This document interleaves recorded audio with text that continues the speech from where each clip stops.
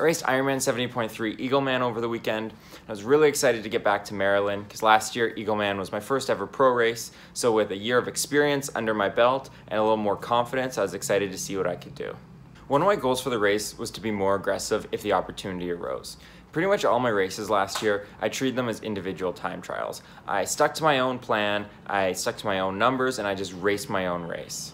At Eagleman, if there were feet that I had to work really hard to swim on, I was gonna do it. If there was a group that I could ride with, I was gonna do that. And same with on the run, if I could push it for sections, that was something that I was gonna do. The swim start was a little bit different this year from last. Last year we had an in-water start, whereas this year we started on the beach.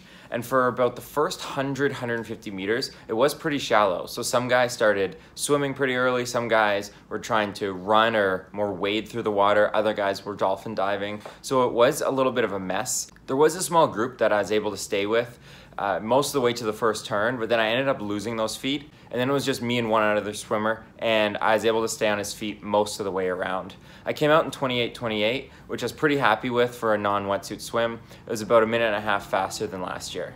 Out on the bike, it was mostly a solo ride, and that wasn't just the case for me. And talking to some of the other guys, it seemed like a lot of people were out there riding solo. The wind wasn't too bad, and I was able to just focus on staying in a really good aero position.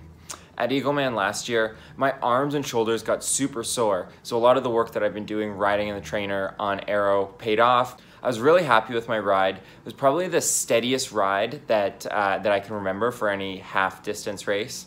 I didn't have any of the big lulls that I usually have. I also didn't really have any big surges. It was just pretty much steady across the board, and I ended up with an average power somewhere around 275 watts.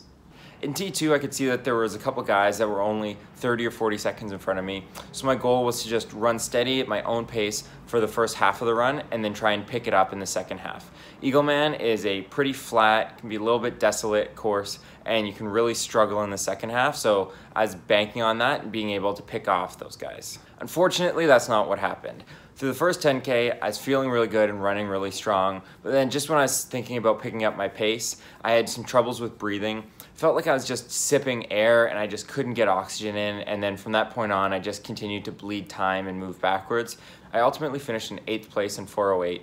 All in all, I'm relatively happy with the race. I was glad to see some progression in my swim. Out on the bike, I was really glad that I was able to put down some even power and that I was really comfortable on my bike. Then on the run, the first half of it was good, and then it's the second half where I've still got to be able to put that together. I want to say a big thanks to everybody who sent me messages of support, as well as to my incredible homestay, Ray and Dawn. Up next for me is Triathlon Vitoria in 4 weeks' time. It's going to be my first full distance race of the season. So thanks a lot for checking out this week's video. If you like what you see, you can click the subscribe button down below.